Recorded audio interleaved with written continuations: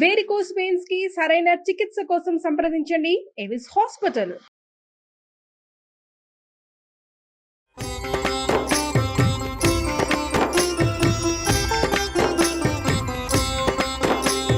నమస్కారం. విష్ణు పురాణం 18వ భాగంలోకి వచ్చాం. యయాతి కథ వినబోతున్నామండి. ఇంతకుముందు యదువంశం గాథ మనం విన్నాం. ఒక 5-6 ఎపిసోడ్లుగా సుమన్ టీవీలో కనిపిస్తుంది, మీరు చూడొచ్చు. అంటే కృష్ణుడు ఎందుకు యదువంశంలో శాపగ్రస్తమైన యదువంశంలో జన్మించాడు అని చెప్పడం కోసం ఒక 3-4 ఎపిసోడ్లుగా యయాతి చరిత్ర అంతా చెప్పబడింది. ఇక్కడ కొంచెం విష్ణు పురాణంలో కొంచెం బ్రీఫ్గా వెళ్తుంది. అయితే శుక్రుడు తన కుమార్తె అయిన దేవయానితో అట్టే ప్రేమగా ఉండకుండా అల్లుడు శర్మిష్ఠతోటి ప్రేమగా ఉంటున్నాడన్న కోపంతో యయాతిని ముసలివాడివైపోమని శపించాడు, వృద్ధాప్యం వచ్చేయాలి అని. అయితే ఈ ముసల్తనాన్ని ఓడ్చుకోలేక యయాతి శుక్రుడిని ప్రార్థించి అనుమతి పొంది ఒకనాడు తన కొడుకులందరినీ రప్పించి ఇలా అడిగాడట: ఈ ముసల్తనం వల్ల భోగానుభవం లేక చాలా చింతకి గురయ్యాను. నా కోరికలు తీరే వరకు మీలో ఎవరో ఒకళ్ళు మీ యవనాన్ని నాకిచ్చి ఈ ముసల్తనం తీసుకోవాలి.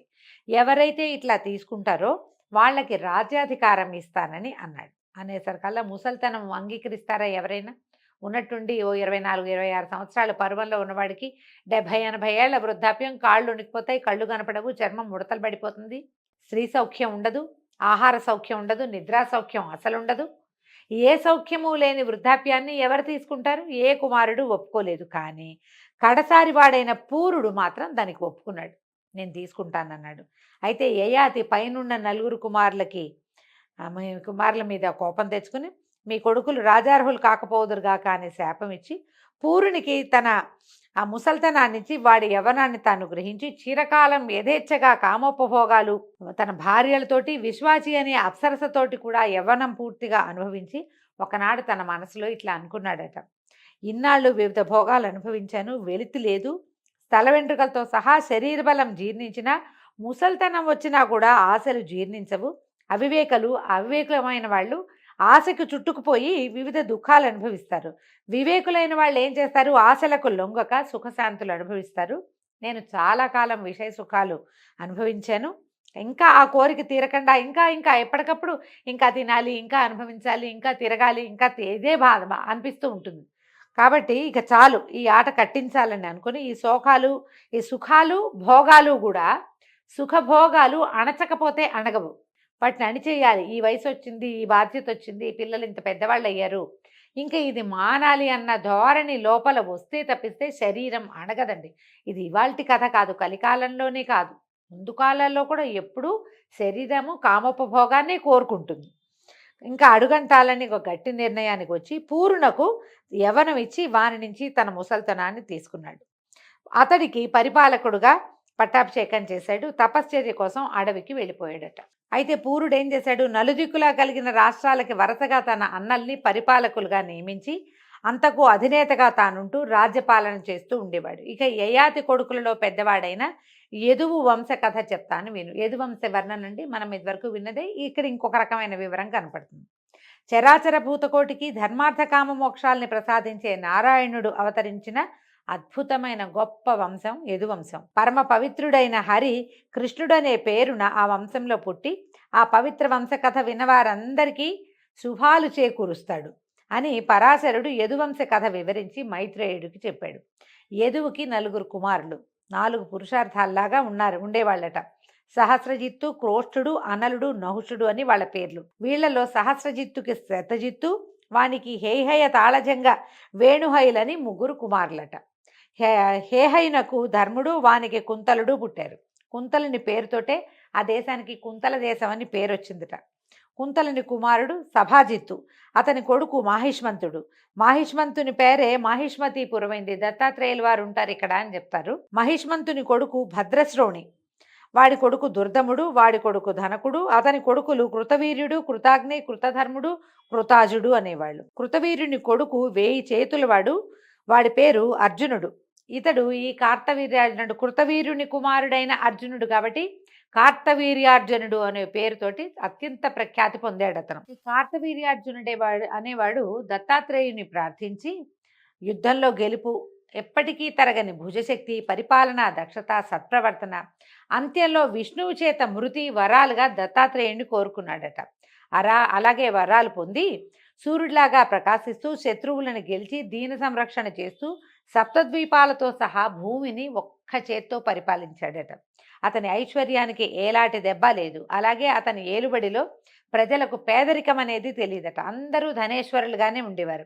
యజ్ఞాలు నిర్దోషంగా 10,000 పైనగా చేసి దేవతలకి సంతృప్తి కలిగించాడు. పుణ్యమూర్తిగా విరాజిల్లాడు. అయితే ఈ కార్తవీర్యార్జునుడు ఒకనాడు కాంతలతో సహా వెళ్ళి నర్మదా నదిలో జలకేళి తలుపుతుండగా యక్షకిన్నర గంధర్వాదులను జయించి లోక విద్రావణుడుగా ఉన్నటువంటి రావణాసురుడు ఆ ప్రాంతానికే వచ్చి సేనతోటి బస చేశాడట. కార్తవీర్యార్జునుడి కాలం నాడు కాలమే రావణాసురుడి కాలంగా కూడా చెప్పబడుతోంది. అయితే స్నానం చేసి సంధ్యావందనం చేసుకుంటున్నాడట రావణుడు. అది తెలిసిన కార్తవీర్యుడు 1000 చేతులు చాచి నదీ జలాన్ని పొంగించాడు. ఆ పొంగటం వల్ల అటు ఇటు గట్టుపై ఉన్న చెట్లు, తీగలు, ముళ్ళడొంకలు ముమ్మరంగా కొట్టుపోయి రావణుడి మీద పడ్డాయి. దాంతో కోపించిన రావణుడు గడ్డుకు వెళ్ళి తన సేనతోటి కార్తవీర్యార్జునుడిని ఎదిరించాడు. కార్తవీర్యుడు అలాగే ఎదిరించి పశువుని పట్టి ఈడ్చినట్లుగా రావణుణ్ణి ఈడ్చి కాళ్ళు చేతులు సంకెళ్లతో బంధించి చెరసాలలో చాలా కాలం ఉంచాడట. తర్వాత పులస్త్యుడు వచ్చి నయాన చెప్పగా విడిచిపెట్టాడు.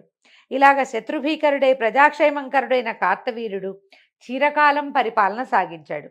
కాలావసానం సమీపించగా నారాయణాంశతో అవతరించినటువంటి పరశురాముని గొడ్డలి దెబ్బకి గురి అయి తనుత్యాగం చేసి పరమపదాన్ని చేరాడు. అయితే ఈ కార్తవీర్యునికి 100 కుమారులట. వాళ్లలో శూరసేనుడు, వృషసేనుడు, మధువు, జయధ్వజుడు అనేవాళ్ళు ముఖ్యులు.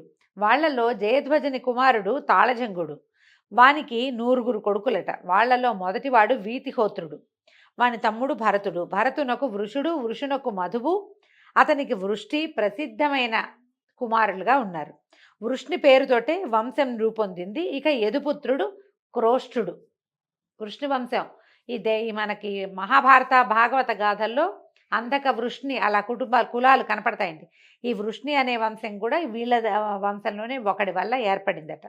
ఇక యదువు యొక్క పుత్రుడు క్రోష్ఠుడు. వాడికి వంశకారకుడైన కుమారుడు కలిగాడు. వాడి పేరు ధ్వజనీషుడు. వాని కొడుకు స్వాతి. అతని కుమారుడు ఋష్యంకుడు అనేవాడు. ఈ ఋష్యంకునికి కొడుకు చిత్రరథుడట. అతని కొడుకు శశిబిందుడు. జగత్తునంతా ఏకఛత్రాధిపత్యంగా పరిపాలించిన చక్రవర్తిగా పేరొందాడు శశిబిందుడు అనేవాడు. వాడికి లెక్కకి మించిన భార్యలు ఉండేవాళ్ళట. అందరినీ సమదృష్టితో చూస్తూ ఇష్టమైన వస్తువస్త్రాలని సమకూరుస్తూ సవిలాసంగా ఆనందపరుస్తూ ఉండేవాడట. ఈ శశిబిందుకి భార్యలందరి యందు కుమారులు కలిగారు. 10 కోట్ల మంది కుమారులట. ఎంత విచిత్ర గాథలుగా ఉంటాయోనండి పురాణ గాథలు.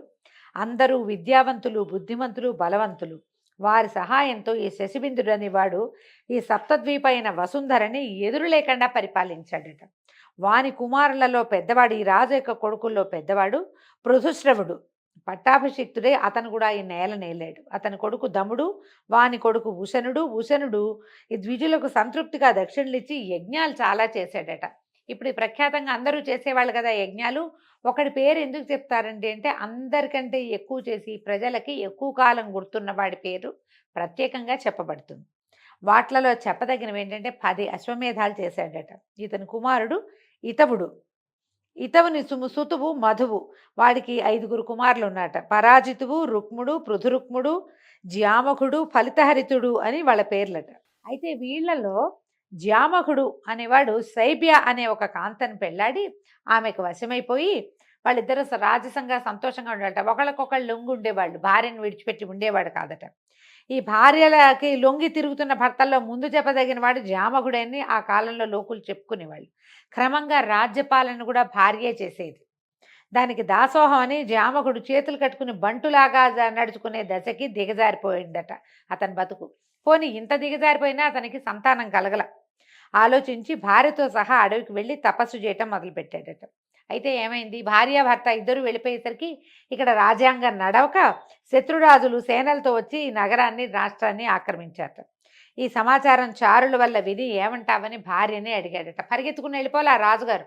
రాణిగారిని అడుగుతున్నాడు. అడిగితే ఏమందట, నువ్వు వెళ్ళు, వాళ్ళని జయించి నగరము రాష్ట్రము స్వాధీనం చేసుకురా అని భార్య అనుమతి ఇచ్చాక అప్పుడు ఈయన వెళ్ళి వజ్రాయుధం లాంటి బాణాలు ప్రయోగించి శత్రురాజుల సేనలను కంటపడిన వాళ్ళందరినీ చిత్రవద చేశాట. అంత చేయగలిగిన వాడు భార్యా విధేయుడుగా ఆమె ఏం చెప్తే అది చేసే స్థాయిలో ఉండేవాడు. తప్పని కాదండి, పురాణంలో కూడా తప్పుగా చెప్పటం లేదు. కానీ ఇంత పరాక్రమశాలి అయిన వాడు భార్యా విధేయుడిగా ఉండటం కొంచెం విశేషం, వింతగా ఉందన్నమాట. వాని పరాక్రమము బాణప్రయోగము తెలిసి నిలవలేక శత్రురాజులు పారిపోయి కొండగుహల్లోనూ అడవుల్లోనూ తలదాచుకున్నారట. రాజు వాళ్ళని అలా విడిచి వస్తూ ఉండగా దారిలో ఈయనకి ఒక రాజకన్యక కనపడిందట. కంట్లోంచి మొహాన్ని కారుతున్న నీళ్లతోటి బట్టలు చీర తడిసిపోయి అంత ఏడ్చేస్తోందట ఆవిడ. అంత దుఃఖిస్తూ ఉంటే సరే ఈయన వెళ్ళి అడిగాడు, ఎవరమ్మా ఏమిటంటే, మా అమ్మ నాన్న మా తల్లిదండ్రులు వాళ్ళు కనపడలేదని దుఃఖించింది. ఈయన ఏం చేశాడు, జామకుడు ఆమెను ఊరడించి ఆమె రూపానికి మురిసి ఓదార్చి ఆమెను వెంబడ పెట్టుకుని నగరానికి తీసుకుపోయాడు. చెప్పేసరికల్లా ఏమనుకున్నాడు, ఈ శైబ్యతో చెప్పి ఆమెకు ఎట్లాగో సంతానం లేదు కాబట్టి ఈ అమ్మాయిని పెళ్లి చేసుకుంటానంటే ఒప్పుకుంటుందని అనుకుని రథం ఎక్కించి తీసుకెళ్లేసరికల్లా శైబ్య వీళ్ళు అందరూ వచ్చి ఎదురొచ్చి స్వాగతం చెప్పాక ఆవిడ ఈ పక్కనున్న అమ్మాయిని చూసేసరికల్లా కోపం వచ్చేసిందట ఆమెకి కొరకొరలాడుతూ. అయితే ఆ కోపంతో ఆవిడ ఏమంది, ఎవరిది, ఎందుకు తీసుకొచ్చావు, దీన్ని మోహించావా, పెళ్లి చేసుకోవాలని అనుకుంటున్నావా ఈ ముసల్తనంలో, అది కూడా నేనుండగా ఇదేం విపరీత బుద్ధి నీకు అని గసిరేసింది భర్తని. గసిరేసరికల్లా ఈ శైబ్య మాటలకి జంకి గుండె దడదడలాడగా బెదురుతూ చూసి రాజు ఏమన్నట్ట, ఇది కోడలు అని చెప్పాడట. కోడలు మన ఇంట్లో ఉండొచ్చు కదా, ఉంచుకోవచ్చు కదా అని తీసుకొచ్చాను, నీకు ఇష్టమైతే నీతో ఉంచు, కాదంటావా ఎక్కడికైనా పంపించమన్నాడు. పంపించంగానే వెంటనే శైబ్య, ఏమయ్యా ఏమిటి మాయ మాటలు మాట్లాడతావు, నేనేమో గొడ్రాలిని, ఆవిడే చెప్పుకుంటోంది, పుట్టు సంతతి లేని దాన్ని, నీకు ఇంకో భార్య ఏమో లేదు, శైబ్య నేను ఒక్కదాన్నే ఉన్నాను, నీకు కొడుకు ఎక్కడున్నాడు, నీది కోడలు ఎట్లా అవుతుంది అని అనేసరికల్లా రాజుకి ఏం చెప్పాలో తెలియలే. కానీ ఆమెతోటి ఈ అమ్మాయి నాకు నచ్చింది, దీన్ని నేను పెళ్లి చేసుకుంటా, నీకు ఎటాకు పిల్లలు లేరు, ఇవికి సంతానం కలుగుతుంది నా వల్ల, వాళ్ళు రాజు అవుతారు, అట్లాంటి వాక్యాలు చెప్పడానికి ఆయనకి ధైర్యం గుండె చాలలేదనమాట. ఎందుకంటే ఆమె మాట వినడానికే ఆయన అలవాటు పడున్నాడు, లోపల వణికిపోతున్నాడు భయంతో. ఏమన్నాడు, బాగా దిటవ చేసుకుని, ఇలా గొడ్రాలు అయ్యే ఉంటావా, నీ కొడుకు కలగడా, కోడలు ఉండదా నీకు అన్నాడు. అనగానే ఆవిడ ఏం చేసింది, నవ్విందట. నవ్వుతూ సరే రా అని మేడలోకి తీసుకుపోయిందట. ఆ పిల్లని తీసుకెళ్తే కొంతకాలం హాయిగా ఉన్నారట వాళ్ళు. తర్వాత ఆవిడ గర్భవతి అయింది. ఈవిడికి మంచి రూపురేఖలతో, ఏమిటి ఇంత వృద్ధాప్యంలో చాలా పెద్దది అయిన తర్వాత ఆమెకు ఒక కుమారుడు కలిగాడు. ఎంత చక్కటి రూపురేఖలు, అతని పేరు విదర్భుడు అని పేరు పెట్టుకున్నారట. పిల్లవాడు పెరిగాక మొదట ఈయన రాజు తీసుకొచ్చాడు కదా అమ్మాయిని, ఆ అమ్మాయినిచ్చి వివాహం చేశారట. పురాణంలో గాథలు ఇలాగే ఉంటాయండి. ఇంతకుముందు కూడా చాలా వయసున్న అమ్మాయిని పెళ్లి చేసుకున్న గాథలు 2-3 విన్నాం. ఇప్పుడు ఇట్లా ఏ అమ్మాయి అయితే మా వీళ్ళ ఇంట్లోకి వచ్చాక పుట్టాడో కుమారుడు, అతనికిచ్చి వివాహం చేసుకున్నారు. రాజ్యాధికారం అప్పచెప్పి తన కొడుకుకి ఈ విదర్భుడికి రాజ్యాన్ని అప్పచెప్పాడు. ఎప్పుడైతే ఈ పరిపాలకుడుగా విదర్భుడు అయ్యాడో ఆ ప్రాంతాన్ని విదర్భ దేశంగా ప్రఖ్యాతి పొందిద్దట. విదర్భ దేశం వైదర్భి అంటే మనం రుక్మిణీదేవి విదర్భరాజు కుమార్తె, ఆమెను వైదర్భి అని పిలుస్తారు. అతనికి 2 కుమారులు పుట్టారు, క్రధకైశికుడు, రోమపాదుడు అని వాళ్ళ పేర్లట. రోమపాదుని కొడుకు విభ్రుడు, వాడి కొడుకు ధృతి కొడుకు కౌశికుడు, వీడి కొడుకు చేది. ఈ చేది వంశీయులు చైద్యులు. ఆ దేశానికి చేది దేశం అని పేరుంది. మళ్ళీ ఈ చేది దేశం ఏదో కాదండి, శిశుపాలుడు పుట్టాడు కదా, శిశుపాలుడు ఉన్నాడు. ఎలాగ మనకి జయ విజయులు ఇద్దరు 3 జన్మలు ఎత్తారంటారు. 3వ జన్మలో శిశుపాల దంతవక్తులుగా జన్మించారు. ఆ శిశుపాలుడు మళ్ళీ ఎవరో కాదు, కృష్ణుడి యొక్క మేనత్త కుమారుడు. ఆమెని చేది వంశంలో ఉన్న రాజుగారికి ఇచ్చారు. కాబట్టి ఈ శిశుపాలుని చైద్యుడు అని కూడా పిలిచేవారు. చేది రాజు అనమాట అతను. ఈ క్రధకైశికుడికి ఇందుమతి అనే కూతురు, కుంతి అనే కుమారుడు కలిగాడట. ఈ ఇందుమతి సూర్యవంశజుడైన అజునికి భార్య అయింది. కుంతి ధర్మ పద్ధతిగా ధరణిని పరిపాలిస్తూ భోగభాగ్యాలు అనుభవిస్తూ ఉన్నాడు. ఈ కుంతికి వృష్ణి, వానికి ధృతి, వానికి దాశార్హుడు, వానికి వ్యోముడు, వానికి అనుడు, వానికి పూర్వహోత్రుడు, వానికి అంశుడు, అతడికి సాత్వతుడు కుమారులు. సాత్వతుని కుమారుడు ఉత్వకుడు. ఈ జామకుని వంశకథలు భక్తితో విన్న వాళ్ళకి ఏ పాపాలు అంటవట. అంటే ఒక కన్యను వలచి కూడా ఆమెని కోడలుగా చేసుకోవటానికి అంగీకరించి దానివల్ల సంతానాన్ని పొందాడు ఈ జామకుడు. అందుకని ఇతని కథ వింటే పాపం అంటదని చెప్తారు. అయితే ఉత్వతుని కుమారులు భజమాన దివ్యాంధ దేవావృత మహాభోజ వృష్ణులని 6 కుమారులట. వాళ్లలో భజమానునికి నిమి, వృక్షుడు, వృష్ణి, శతజిత్తు, సహస్రజిత్తు, యుతజిత్తు అని 6 కుమారులు.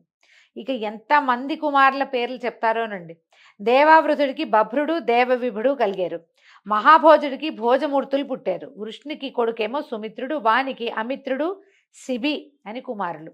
అమిత్రుడికి సుతుడేమో నిఘ్నుడు, వానికి ప్రసేనుడు, సత్రాజిత్తు అని 2 కుమారులు కలిగారు. ఈ ప్రసేనుడు, సత్రాజిత్తు తెలియని భారతీయులే ఉండరండి. ఎందుకంటే భారతదేశంలో ప్రఖ్యాతంగా జరుపుకోబడేది వినాయక వ్రతకల్పం. అందరూ వినాయక చవితి పూజ చేసుకుంటారు. తెలుగునాట చాలా ప్రఖ్యాతంగా వ్రతకథ వినాలన్న నియమం ఉంది మనకి. అందులో మనం ప్రఖ్యాతంగా చెప్పుకునేది కృష్ణమూర్తి మీద వచ్చినటువంటి శమంతకమణి దొంగతనం. ఆయన మీద పడింది కదా శమంతక వృత్తాంతం. ఆ వృత్తాంతంలో కథలో ప్రధాన నాయకులు ఎవరంటే ఒకడు సత్రాజిత్తు, రెండోది అతని తమ్ముడైన ప్రసేనజిత్తు. ప్రసేనుడు మరణిస్తే ఆయన ఆ వజ్రాన్ని ఈయన దొంగిలించాడేమో, కృష్ణమూర్తి ఏమైనా స్వాధీనం చేసుకున్నాడేమోనని అనుమానపడతారు. మనకి ఈ పేర్లు తెలుసు కదా, అక్కడికి వచ్చామన్నమాట. ఈ సత్రాజిత్తు బ్రహ్మాండ భాండాన్ని ఆవరించిన చీకటిని మటుమాయం చేసే వెలుగులు కలిగినటువంటి 1001 కిరణాలు కలిగినవాడు, కాలకర్త, పరాపర విద్యల చేత సాక్షాత్కరించేవాడును, త్రిమూర్తి స్వరూపుడును అయినటువంటి సూర్యభగవాను నిశ్చల శ్రద్ధాభక్తులతోటి తపస్సు చేసి ప్రసన్నుని చేసుకున్నాడు. భాస్కరుడు ప్రత్యక్షమయ్యాడు.